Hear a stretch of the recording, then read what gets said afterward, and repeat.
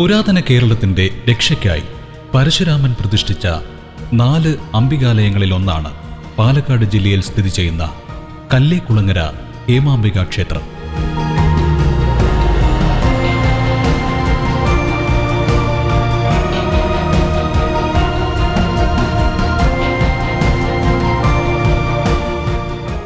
കൊല്ലൂർ മൂകാംബിക, കോഴിക്കോട് ലോകനാർക്കാവ് ലോകാംബിക, കന്യാകുമാരി ബാലാംബിക എന്നിവയാണ് മറ്റ് 3 ക്ഷേത്രങ്ങൾ.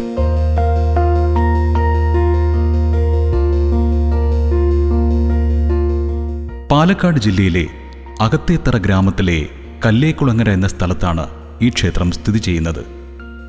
പാലക്കാട് നഗരത്തിൽ നിന്നും മലമ്പുഴ റോഡിൽ 8 കിലോമീറ്റർ ദൂരമാണ് ഇവിടേക്ക്. ജില്ലയിലെ പ്രധാന റെയിൽവേ സ്റ്റേഷനായ ഒലവക്കോട് നിന്നും 1.5 കിലോമീറ്റർ വടക്ക് ഭാഗത്തേക്ക് സഞ്ചരിച്ചാൽ ഹേമാംബിക ക്ഷേത്രത്തിൽ എത്തിച്ചേരാം.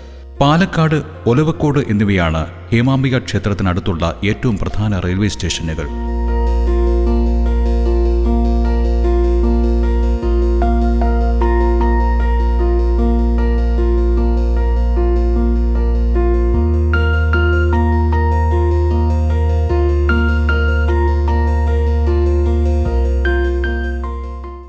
ആദിപരാശക്തിയുടെ അനുഗ്രഹിക്കുന്ന ഭാവത്തിലുള്ള 2 കൈപ്പത്തികളാണ് കല്ലേക്കുളങ്ങര ഹേമാംബിക ക്ഷേത്രത്തിലെ പ്രധാന പ്രതിഷ്ഠ.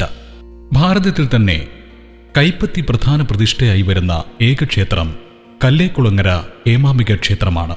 ശ്രീകോവിലിലെ പ്രതിഷ്ഠ ഭക്തരെ അനുഗ്രഹിക്കുന്ന രൂപത്തിൽ 2 കൈപ്പത്തികളായതിനാൽ കൈപ്പത്തി ക്ഷേത്രമെന്നും ഈ ദേവസ്ഥാനം അറിയപ്പെട്ടു വരുന്നു.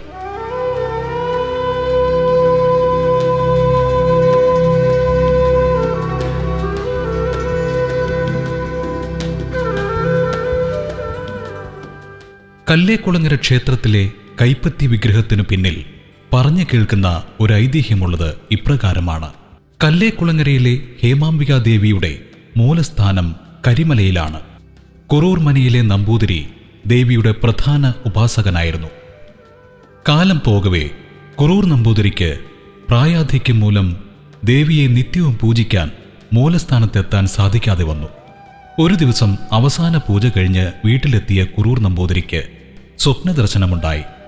പൂജയിൽ സംപ്രീതനായതിനാൽ തുടർന്നും പൂജ ചെയ്യാൻ കുറൂർ മനയുടെ അടുത്തുള്ള കുളത്തിൽ പ്രത്യക്ഷമാകുമെന്നും പൂർണ്ണരൂപം ദർശിച്ച ശേഷമേ സംസാരിക്കുവാൻ പാടുള്ളൂ എന്നും അരുളി.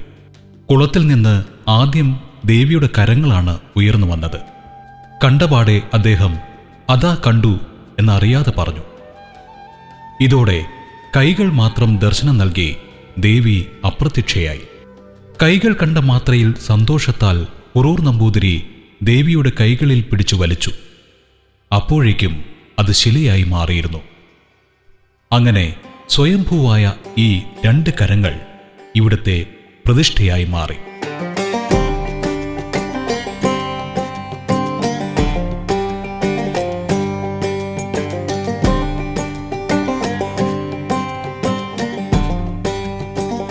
ദിനംപ്രതി ആയിരക്കണക്കിന് ഭക്തരാണ് വിവിധ വഴിപാടുകൾക്കായി കല്ലേക്കുളങ്ങര ക്ഷേത്രാങ്കണത്തിൽ എത്തിച്ചേരുന്നത്. സന്താനലബ്ധിക്കായി സന്താനഗോപാലം, സ്വയംവര പുഷ്പാഞ്ജലി, ദ്വാദശാക്ഷരി പുഷ്പാഞ്ജലി എന്നിവയാണ് ഇവിടുത്തെ പ്രധാന വഴിപാടുകൾ.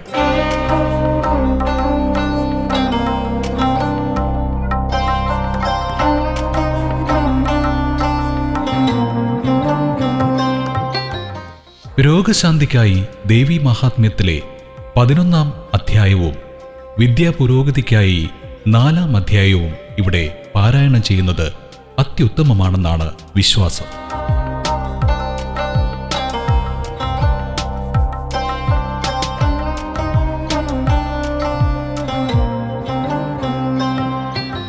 സന്താന സൗഭാഗ്യമില്ലാത്തവർ ദേവിയെ കണ്ടു പ്രാർത്ഥിച്ച് കുഞ്ഞ് ജനിച്ചു കഴിയുമ്പോൾ 6-ാം മാസത്തിൽ ക്ഷേത്രത്തിൽ കൊണ്ടുവന്ന് അടിമകിടത്തി തൊട്ടിൽ സമർപ്പിക്കുന്ന കുട്ടിയും തൊട്ടിയും എന്ന വിശേഷാൽ വഴിപാടും ഇവിടെ നടത്തിവരുന്നു.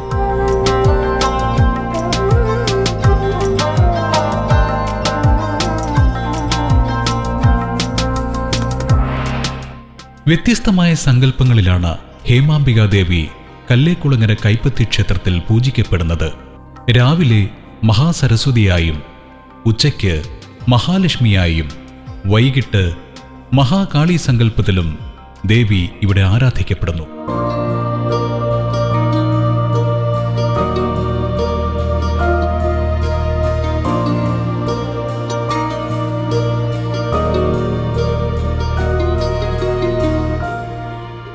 നവരാത്രി ആഘോഷമാണ് ക്ഷേത്രത്തിലെ വിശേഷാൽ ചടങ്ങ്. നവരാത്രി കാലത്ത് കല്ലേക്കുളങ്ങര ക്ഷേത്രദർശനം സർവ്വ അനുഗ്രഹദായകമാണെന്നാണ് വിശ്വാസം. രാവിലെ സരസ്വതീ ഭാവത്തിലാണ് പൂജ എന്നതിനാൽ വിജയദശമി നാളിലെ വിദ്യാരംഭം കല്ലേക്കുളങ്ങര ഹേമാംബിക ക്ഷേത്രത്തിൽ അതിപ്രധാനമാണ്.